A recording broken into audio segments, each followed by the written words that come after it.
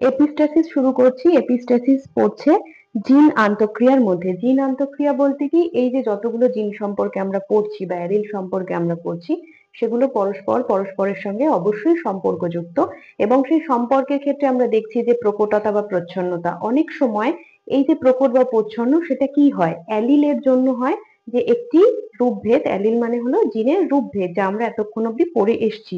সেখানে আমরা দেখছি যে একজন প্রকাশ পাচ্ছে আর একজন প্রকাশ পাচ্ছে না।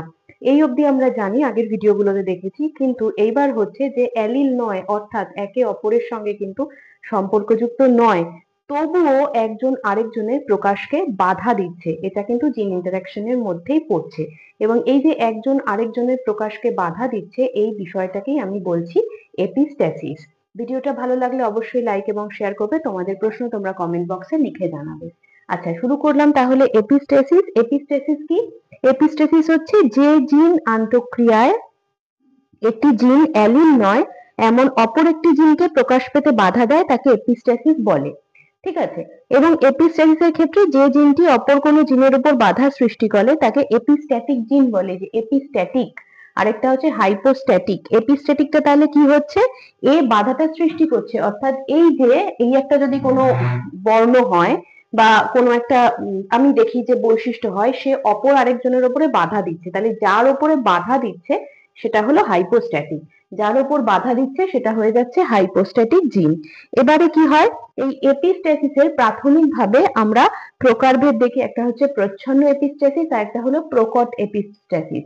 প্রচ্ছন্ন এপিস্ট্যাসিসের মধ্যে আবার দুটো ভাগ আছে, একটা সরল প্রচ্ছন্ন এপিস্ট্যাসিস আর একটা দ্বৈত প্রচ্ছন্ন এপিস্ট্যাসিস। আবার প্রকটেরও দুটো ভাগ আছে, একটা হচ্ছে এরকম সরল প্রকট এপিস্ট্যাসিস, একটা দ্বৈত প্রকট এপিস্ট্যাসিস।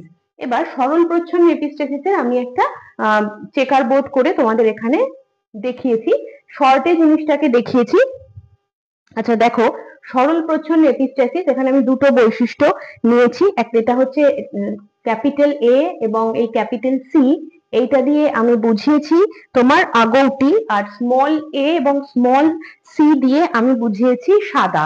সি গুলো তো একই রকমের, যাই তোমাদের বুঝতে অসুবিধে না হয় তার জন্য আমি সি গুলোকে এরকম গোল করে দিলাম। স্মল সি পিঙ্ক কালার দিয়ে, মানে কিন্তু সেটা সাদা। ঠিক আছে?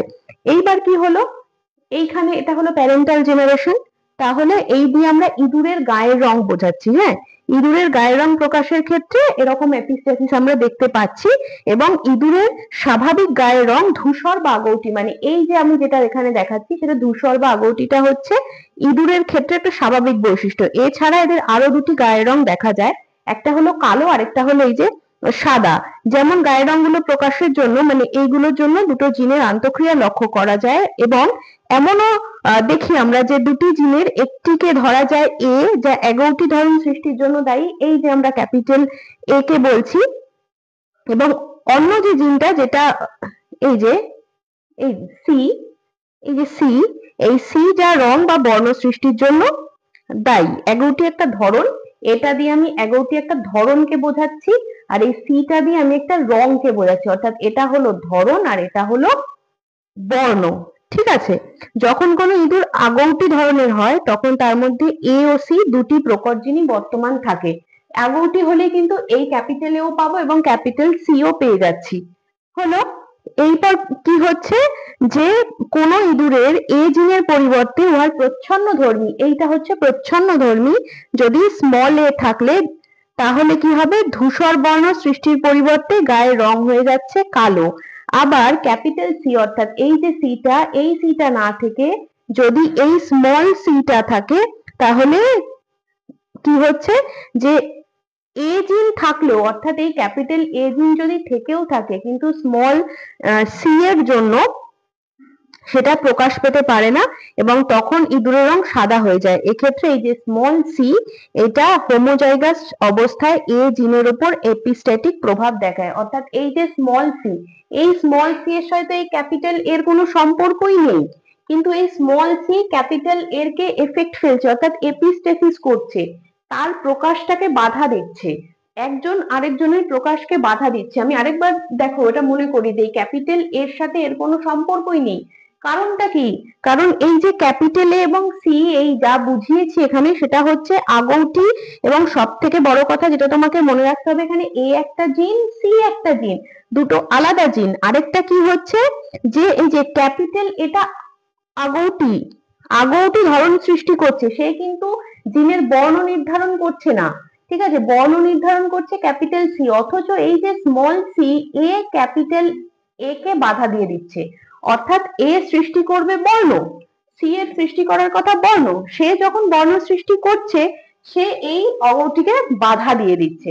এই ব্যাপারটাকে আমরা বলছি এপিস্টেসিস।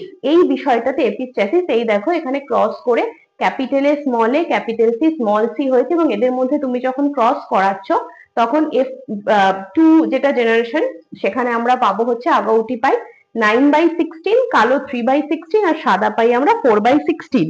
ঠিক আছে, মানে 16টা ঘর চেকার বোর্ড তোমরা জানো, তার মধ্যে কটা করে পাই সেটাকেই আমি এখানে দেখিয়েছি। ঠিক আছে, পিছনে আমি ফুল চেকার বোর্ডটা করে দেখিয়েছি যাতে তোমাদের বুঝতে সুবিধে হয়। এবার এখানেই যখন দেখছো তোমরা দেখো এই যে ওপরে capital A small A, capital C আর স্মল সি এরকম নিয়েছি। আচ্ছা, তাহলে এখানেও আমি স্মল সিটাকে আলাদা করে দিলাম পিঙ্ক কালার দিয়ে, আলাদা হয়ে গেল। এবার তুমি ক্রস করো, যখন ক্রস করছো দেখো 16টাই এসছে, নর্মাল চেকার বোর্ড যেরকম হয় আমাদের, সেখানে এই যে ক্যাপিটাল সি প্রচ্ছন্ন বৈশিষ্ট্য, ক্যাপিটাল সি প্রচ্ছন্ন, ক্যাপিটাল সি প্রচ্ছন্ন, এখানেও পুরুষের ক্ষেত্রে বোবা এবং কালা হওয়াটা কিন্তু সম্পর্কযুক্ত, দ্বৈত প্রচ্ছন্ন এপিসিসিসের উদাহরণ। ঠিক আছে, এখানে যে চেকার বোর্ডটা তোমাদের করে দেখিয়েছি সেই চেকার বোর্ডটাতে আমি দ্বৈত প্রচ্ছন্ন এপিসিসিস বোঝাচ্ছি যে কিভাবে এটা হচ্ছে। হ্যাঁ, একটা মানুষ দেখবে যে মানুষ বোবা সে মানুষ কালা, তাহলে একজন আরেকজনের সাথে সম্পর্কযুক্ত, এবং এটাকে আমরা বলছি ডিফ মিউটিজম। এটা একটা অস্বাভাবিকত্ব। ঠিক আছে, মিউটেশনের অনেকগুলো ভাগ আছে, পরের ভিডিওগুলোতে দেখাবো আমি যে এই মিউটেশনের জন্য কিভাবে একজন আরেকজনকে বাধা দিচ্ছে, এপিস্টেসিস কিভাবে হচ্ছে। এবার এইখানে আমি দুটো জিনিস দেখিয়েছি, ক্যাপিটাল এ স্মল এ আর ক্যাপিটাল বি স্মল বি, আমি বি গুলো এবার এই চেকার বোর্ডের ক্ষেত্রে আলাদা করে দিয়েছি। তোমরা বুঝে গেছো এখন মোটামুটি চেকার বোর্ড কিভাবে করতে হবে, তো সেটাই এখানে আমি দেখিয়েছি। আচ্ছা, এছাড়াও যেটা হয় স্ন্যাপড্রাগন উদ্ভিদের ক্ষেত্রেও কিন্তু আমরা এপিস্টেসিস দেখতে পাই। স্ন্যাপড্রাগন উদ্ভিদের নাম হয়তো তোমরা শুনেছো, সেখানে নিভিয়া বলে একটা জিনের পরিবর্তন হয়। নিভিয়া মানে গালে মাখার নিভিয়া তোমরা ভেবো না, NIVEA, যদিও সেখানে ক্যাপিটাল এন এবং স্মল এন দুটো জিন থাকে, সেই জিনেরও কিন্তু আন্তঃক্রিয়া অর্থাৎ জিন ইন্টারাকশনে আমরা এরকম এপিস্টেসিস দেখতে পাই। এইটা হলো চেকার বোর্ডটা শুরু, মানে দ্বৈত যেটা আর কি দেখাচ্ছি দ্বৈত প্রচ্ছন্ন এপিস্টেসিস। সেখানে এরকম স্বাভাবিক পুরুষ, আর এটা হলো বোবা কালা স্ত্রী, এদের মধ্যে যদি বিবাহ হয় তাহলে সেখানে স্বাভাবিকত্বর কতটা পসিবিলিটিস থাকছে এবং বোবা কালা হওয়ার কতটা পসিবিলিটিস থাকছে সেই জিনিসটাই এখানে দেখেছি। এটা হলো চেকার বোর্ডের শুরুটা, এবং তারপরে এটা হলো সম্পূর্ণ চেকার বোর্ডটা। এই চেকার বোর্ড গুলো একটু বাড়িতে প্র্যাকটিস করবে, সময় ধরে প্র্যাকটিস করবে যে 2 মিনিটে কত তাড়াতাড়ি করতে পারছো, তাহলে যেভাবেই আসুক না কেন, প্রবলেম যেভাবেই দিক না কেন, তোমরা তার সলিউশনটা পাবে। এবং আমি বেশ কিছু প্রশ্ন তোমাদের পরের ভিডিওতে দিয়ে দেব, সেগুলো তোমরা নিজেরা সলভ করবে। তাহলে এইটা হলো আমাদের সরল প্রচ্ছন্ন এপিস্টেসিস এবং দ্বৈত প্রচ্ছন্ন এপিস্টেসিস। এই এপিস্টেসিসের বাকি অংশটা নিয়ে থাকছি আমি পরের ভিডিওতে।